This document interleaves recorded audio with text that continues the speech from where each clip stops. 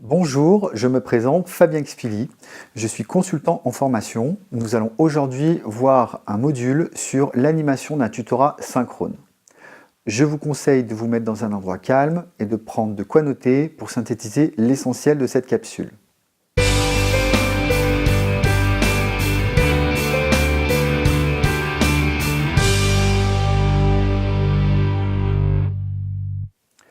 Donc le tutorat synchrone est une modalité qui est régulièrement utilisée lorsque vous allez animer un dispositif Blended Learning. On va dire qu'il est même nécessaire puisqu'il est important de pouvoir avoir des échanges avec vos apprenants. Vous allez avoir trois outils principaux que vous allez pouvoir utiliser. La classe virtuelle, la conférence téléphonique et le chat. Donc qu'est-ce qu'une classe virtuelle? Une classe virtuelle, c'est un temps d'échange qui va durer en moyenne entre 30 minutes et 1 heure et qui va permettre d'être connecté sur une plateforme avec le formateur. Donc pour cela, vous allez devoir avoir une méthodologie.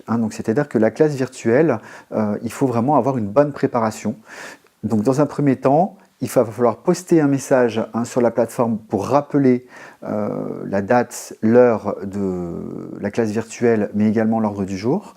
Vous allez, dans un deuxième temps, préparer la séquence en amont, c'est-à-dire bien définir l'ordre du jour, les objectifs pédagogiques, le contenu. Il va falloir aussi tester votre matériel pour voir si tout fonctionne. Il est très important aussi de prévenir les apprenants des différentes modalités de connexion. C'est-à-dire à quel moment ils doivent se connecter, la plateforme, s'il y a des codes par exemple à mettre en place, et puis bien leur expliquer qu'il faut qu'ils soient dans un lieu où ils ont une bonne connexion Internet, qui vérifient également les micros et les caméras. Donc c'est très important en effet de créer toutes ces interactions pendant la classe virtuelle afin que ce ne soit pas trop monotone. Lorsque vous avez fait toute cette préparation, vous allez ensuite démarrer l'animation. C'est-à-dire que dans l'animation, vous allez devoir impulser une dynamique tout de suite. Vous allez par exemple déjà présenter les objectifs et puis expliquer le déroulement de la classe virtuelle. Dans un deuxième temps, vous allez animer grâce au questionnement et aux différents outils que vous avez à votre disposition, par exemple des pointeurs ou bien la possibilité de faire des dessins avec un stylo ou bien même avec votre doigt. Donc vous allez animer pour que vos apprenants soient dynamisés derrière leur écran. Ensuite, vous allez devoir faire attention aussi à favoriser les interactions.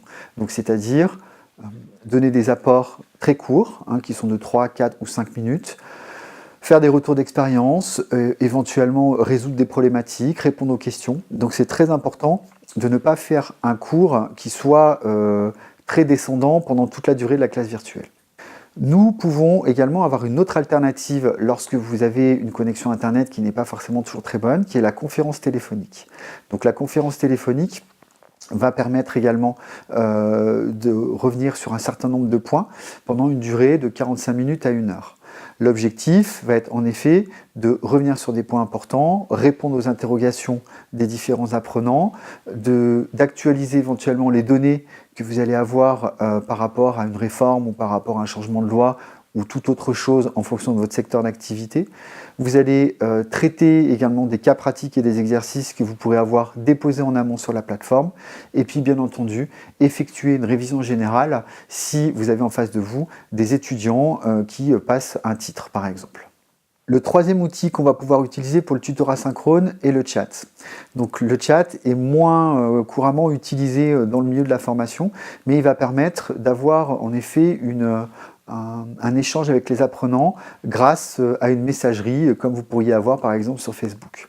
Donc là l'objectif, ça va être de créer des interactions entre les participants, ça va être de répondre éventuellement à des questions précises qui peuvent porter par exemple sur des dossiers, des travaux à faire.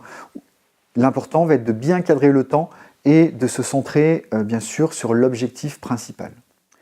Je vous remercie de m'avoir écouté pendant cette capsule de formation. Si vous avez des questions, n'hésitez pas à revenir vers moi pour que je puisse y répondre.